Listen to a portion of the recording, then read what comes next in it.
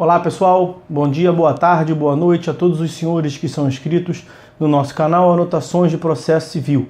Se você ainda não é, eu sou o professor Arthur Vieira e depois que eu concluí o meu doutorado em Direito Processual, eu resolvi me dedicar a esses veículos de comunicação para que eu pudesse transmitir aos senhores conhecimento jurídico de qualidade e de forma gratuita. Aqui eu vou pontuar o meu e-mail de contato para que eventuais interessados possam estabelecer um contato mais direto. Inclusive, nós podemos eventualmente considerar a hipótese de publicar um artigo científico em conjunto, tá certo? Bom, gostaria de pontuar também com os senhores o nosso canal no YouTube.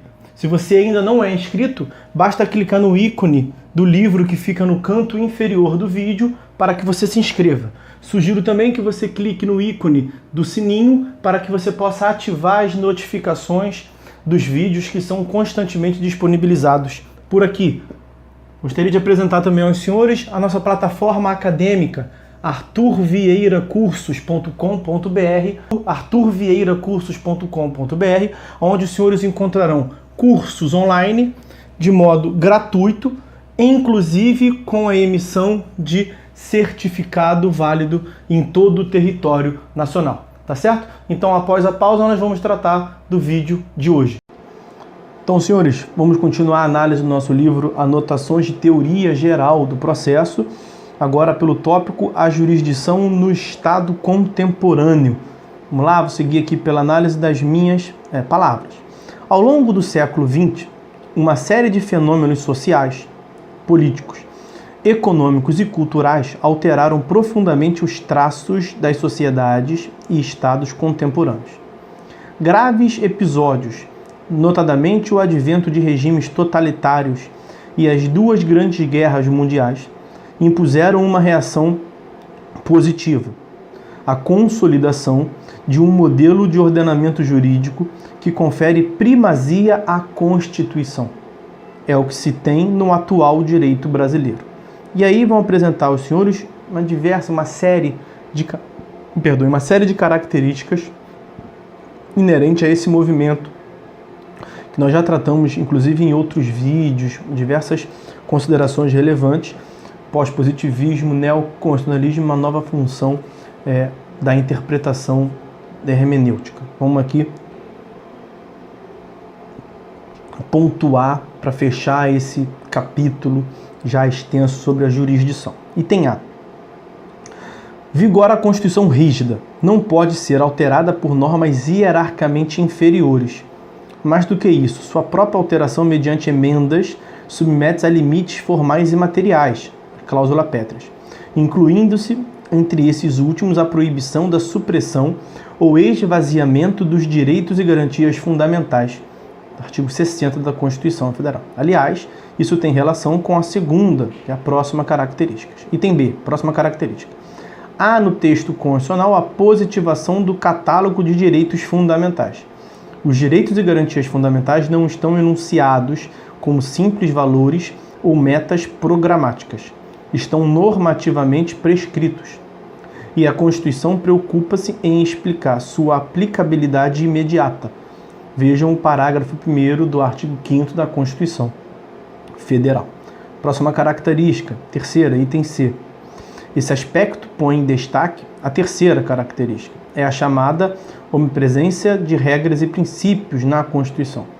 Os direitos e garantias fundamentais, assim como as demais previsões ali contidas, têm caráter vinculante, cogente, não são normas programáticas indicativas, não são meras cartas de intenções, portanto. Revestem-se de força normativa, ou seja, a Constituição não apenas é rígida, como também é vinculante. Os direitos fundamentais, na medida em que veiculados em normas princípios, constituem uma ordem objetiva de valores que permeia todo o ordenamento público e privado. Item D, quarta característica. As normas constitucionais têm aplicação direta também para regular relações entre particulares, ou seja, não são mais meras normas limitadoras do poder estatal. Item E, quinta característica. Inclusive como decorrência dos traços anteriores, vigora a diretriz hermenêutica que se poderia denominar, como faz determinada doutrina, de máxima interpretação da Constituição. Por exemplo, a Constituição é interpretada extensivamente e dela extraem-se princípios implícitos.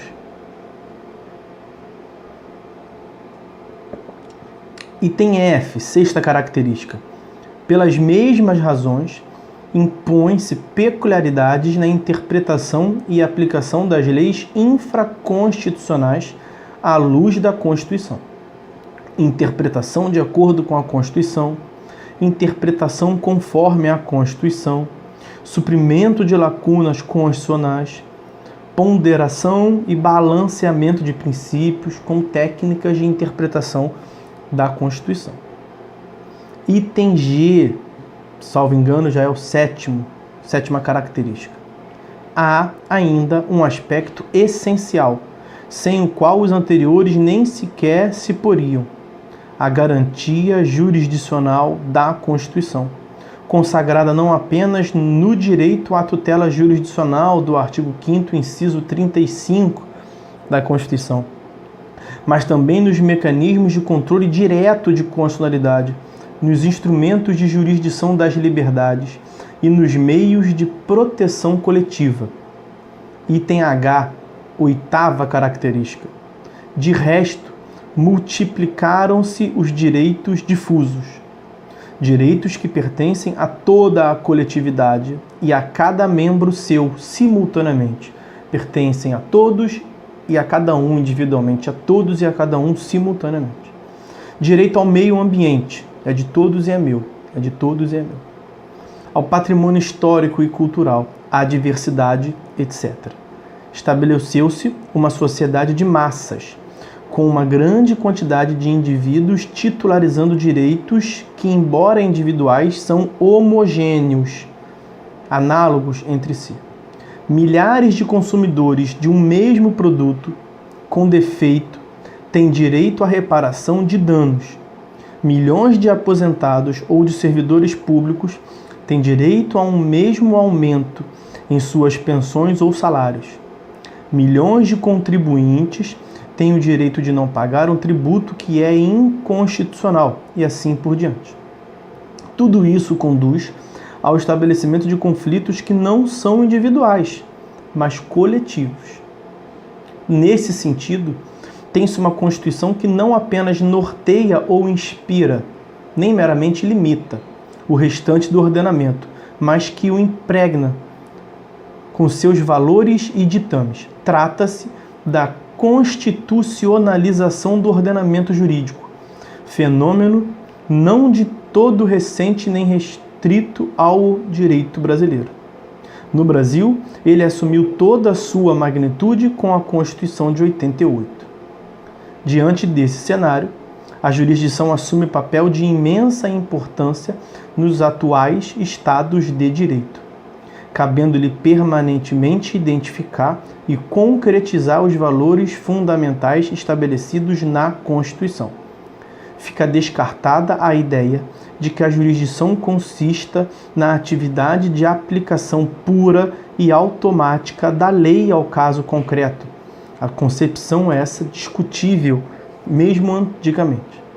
Reconhece-se que a interpretação e aplicação do direito, especialmente dos princípios constitucionais, envolve necessariamente uma atividade que é, em certa medida, construtiva. A gente vive falando da nova função do intérprete. Então, nós falamos, quando a gente definiu a jurisdição, a atividade de concretização do direito. Além disso, a atuação jurisdicional, mais do que a aplicação da lei, no sentido da lei infraconstitucional, destina-se também e primeiramente à aplicação da Constituição, o que implica o permanente controle da lei e exige, em muitos casos, a direta aplicação de princípios constitucionais em campos em que a lei é omissa ou insuficiente. Por fim, a atividade jurisdicional deixou de ser simples forma de solução de litígios individuais. Em muitos casos, seja nas ações de controle direto de constitucionalidade, seja nas ações coletivas, seja ainda nos mecanismos de solução de casos e questões repetitivas, tem-se uma atividade que produz resultados aplicáveis a toda uma generalidade de pessoas, quando não a todos os jurisdicionados.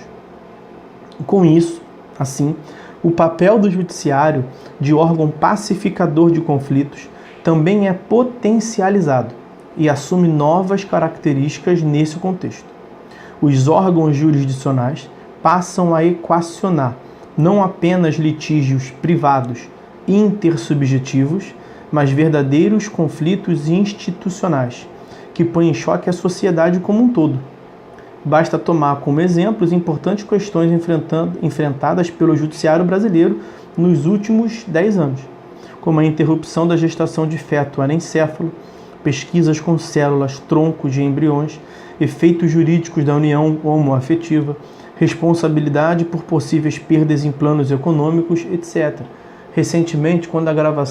Atualmente, quando a gravação desse vídeo, a decisão do STF sobre a competência privativa do presidente da República, lá no artigo 84 da Constituição, sobre a concessão de indulto aos presos. O STF pode ou não se imiscuir. Vejam, até que ponto pode o judiciário se imiscuir nos pronunciamentos decisórios. Tudo isso é uma reflexão a respeito da competência, do âmbito de atuação legítima do Poder Judiciário, até que ponto ele pode exercer jurisdição. Então, com isso, a gente fecha esse capítulo. Está na tela aí para os senhores. O próximo capítulo é o da análise da organização judiciária. Como é que se divide essa estrutura do Estado, chamado Poder Judiciário, que é incumbida essencialmente, já vimos que não exclusivamente, mas é essencialmente ao Poder Judiciário que se atribui a função de exercer jurisdição. Como é que ele se divide? Isso vai ficar para o próximo vídeo. Por hora, a gente para por aqui. Fiquem todos com Deus. Até uma próxima.